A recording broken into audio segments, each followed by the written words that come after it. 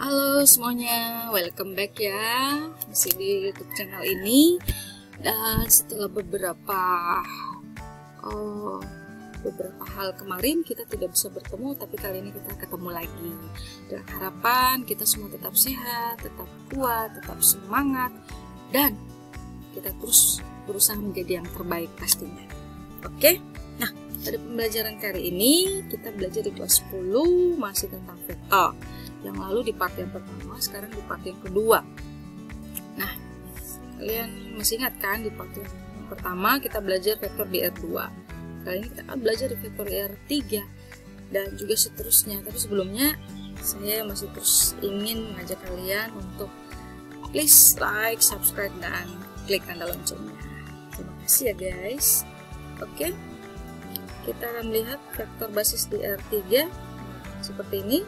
Kalian bisa melihat dan membacanya. Nah, perbedaan untuk di vektor di R2 dan R3 sendiri terletak pada koordinatnya ya. Kalau kalian masih ingat di vektor di R2 waktu di part yang pertama koordinatnya cuma XY, tetapi kalau di R3 XYZ. Itu digambarkan seperti ini kalau bisa melihatnya di sini. Oke, ya. Ada koordinat X, Y, dan Z. Nah, penjelasan dari gambaran ini ada di sebelah sini, kalian bisa melihat. Silahkan disimak. Oke, next. Saya akan lanjut berikutnya di rumus jarak di R3. Nah, kalian masih ingat kan waktu yang lalu kita belajar panjang dari suatu vektor.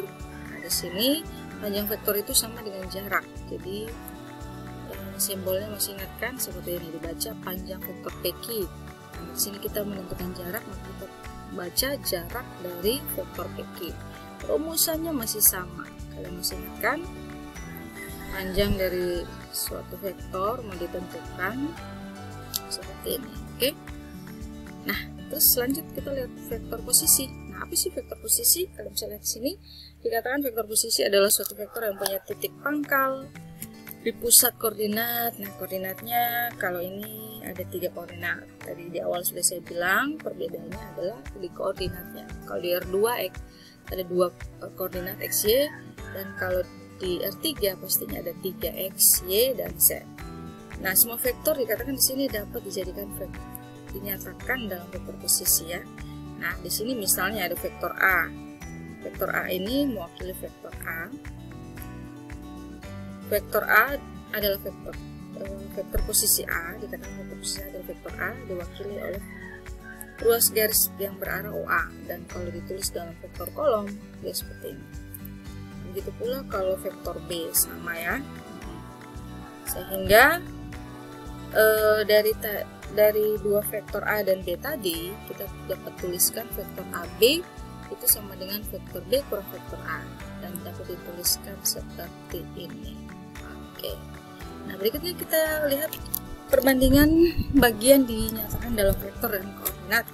Untuk yang pertama, pembagian ruas garis dalam perbandingan bagian. Nah, di sini ada suatu gambaran dikatakan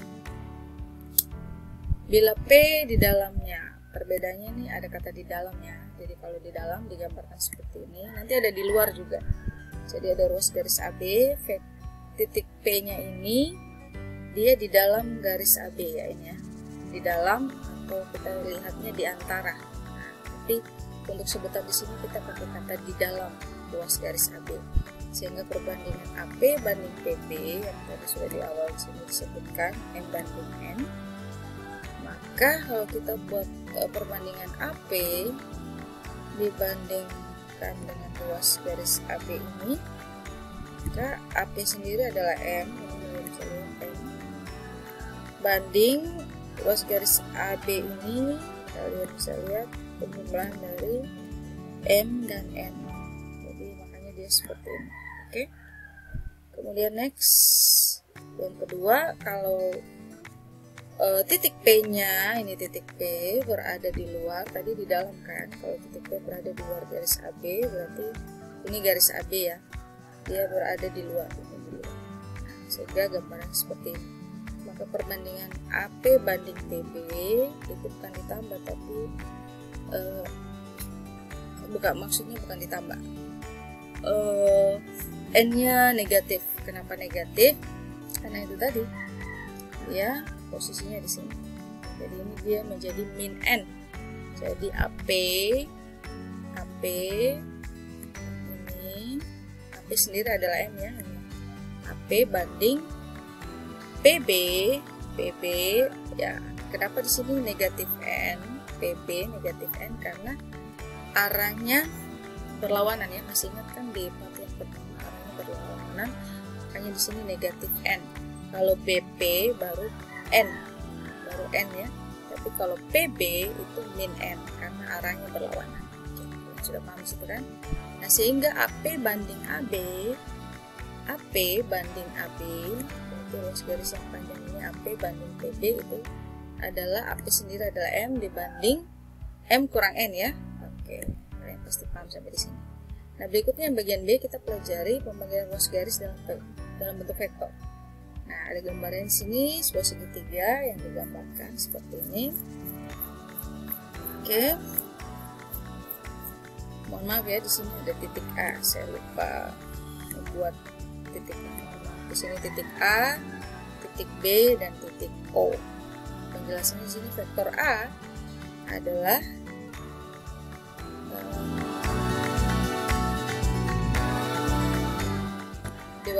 adalah vektor A. Vektor B adalah vektor B. Ingat di awal tadi vektor posisi A sama dengan vektor A itu diwakili oleh ruas garis OA. Masih ingat tak? Yang tadi di awal. Oke. Ruas garis OA ya. Begitu pula dengan ini. Vektor posisi B diwakili oleh panjang ruas garis vektor B. Nah, di awal kan? Hanya ini ya. OA, OB. Oke. Nah, sehingga dari gambaran ini apabila P membagi ruas garis AB, nah ini ya P membagi ruas garis AB ini, AB yang ini ya, dengan perbandingan AP banding PB, berarti ini banding ini, yaitu N ya, N banding M, maka vektor P ditentukan dengan rumus ini ya, rumus ya. Oke. Next, yang ketiga atau bagian C, kita lihat pembagian ruas garis dalam bentuk koordinat. Nah, digambarkan seperti ini. Jadi dikatakan bila titik P membagi ruas garis yang menghubungkan titik A yang koordinatnya adalah ini, X1, Y1, Z1, dan B, X2, Y2, dan Z2 dengan perbandingan M banding N, ini ya, M banding N, maka koordinat titik P-nya ini kita bisa tuliskan seperti ini rumusannya ya, kalian bisa lihat. Oke, tadi ini beberapa hal yang kita pelajari tentang vektor di part yang kedua. Kita akan melihat contoh soal yang pembahasan. Ada dua soal yang saya ambil untuk kita pahami dan pelajari secara bersama-sama. Soal yang pertama yaitu vektor PQ, koordinatnya adalah 2,0,1. Kemudian vektor R 1,1,2. Nah, dikatakan jika vektor PS itu setengah PQ, maka kita disuruh mencari vektor RS. Nah, kemudian soal yang nomor 2, di sini soalnya jika titik P membagi ruas garis hubung, ini ruas garis hubungnya, semoga kalian bisa lihat, membagi ruas garis hubung yang koordinat titik A-nya adalah ini dan koordinat titik B-nya adalah ini. Nah, ada kata di dalam. Kalian ingat ya, tadi yang pertama tadi ada di dalam, di luar. Kita akan menggunakan rumusan itu. Nah, perbandingannya sebagai ini. Oke, kita langsung saja membahas atau kita lihat pembahasannya supaya kita bisa lebih memahami maksudnya seperti apa. Nah, di sini yang diketahui di soal nomor 1 kalian bisa lihat ini semua. Nah, kemudian kita jabarkan vektor PS dikatakan tadi setengah vektor PQ. Nah, ingat vektor PQ tadi di soal diketahui ini ya. Nah, sini kita tulis setengah kali koordinat dari vektor PQ. A. Kalau kalian mengingat sifat perkalian vektor dengan skalar waktu di part yang pertama, kalian masih ingat kan ada sifatnya itu perkalian biasa ya. Jadi setengah kali 2 1, setengah kali 0 setengah kali 1 setengah, sehingga koordinat dari vektor PS sendiri adalah ini. Oke. Nah, kemudian kita mau cari vektor RS di soal tadi ya. Vektor RS sama dengan koordinatnya apa? Nah, ingat vektor RS itu vektor PS dikurang vektor PR. Oke. Nah, ya. Nah, sehingga koordinat titik PS dikurangi koordinat titik PR, maka menghasilkan koordinat titik RS-nya sama dengan ini. Oke. Dan soal nomor 2, kita buat gambaran dulu. Kalian masih ingat kan yang perbandingan tadi? Nah, tadi perbandingannya di situ sebentar ya, kita lihat kembali soalnya. Nah, ini ingat perbandingannya 3:2. Nah, kita bisa tuliskan di sini ini 3, di sini 2. Oke. Nah, 3:2 kan? Nah, kita masukkan ke rumusnya tadi. Kalian kan sudah lihat ya, ada rumusnya tadi. Rumusnya apa? Siapa masih ingat? Oke, kita lihat kembali supaya kalian mengingat. Mana tadi? Nah, ini ya rumusannya. Nah, ini rumusannya ya. Jadi XP sama dengan N X1 tambah M X2 dibagi N tambah M dan seterusnya. Oke, jadi ingat tadi M dan N-nya.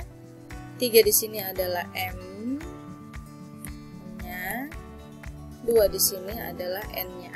Oke, sehingga rumusannya X sama dengan M dikali X1 ditambah N dikali X2. X2, X1 nya mana ini tadi ya, kalian harus ingat. Ini X1, kemudian maaf ya, kita hapus dulu supaya bisa terlihat. Oke. Jadi untuk X1, X2 dan X3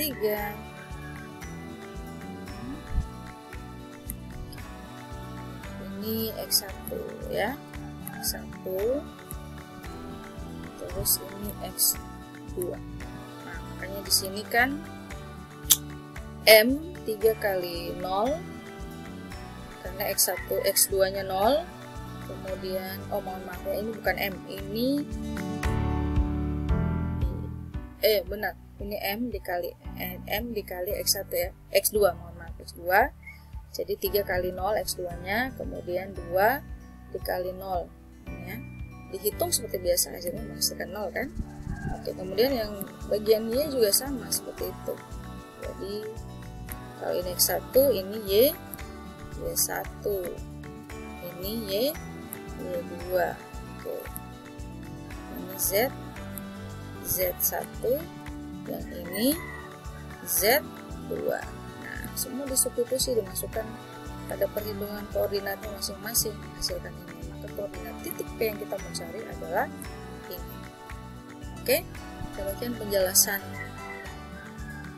materi kita di part yang kedua. Semoga kalian memahami dan kita akan ketemu di next video pembelajaran berikutnya, dengan harapan kalian tetap sehat dan tetap semangat dalam belajar. Terima kasih sudah menyimak. Terus belajar menjadi yang terbaik. Thanks for watching. Thank you.